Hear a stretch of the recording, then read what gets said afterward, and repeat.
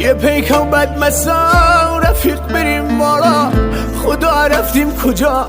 ای امشو رحمان باید بشه جدا آرمان خوب بود تا از اون دور شد ستاره بختگم امشو خاموش شد میخه چشان شدم چشام کو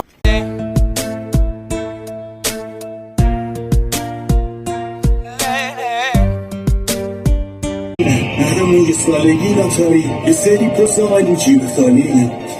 همیشه بگاهیه میدونی جالبه چی برام معلوم کی برادر کی برات چیش کن واسه خودم نگرانم چون سر و سالم میانه من پیاده باشم این پیاده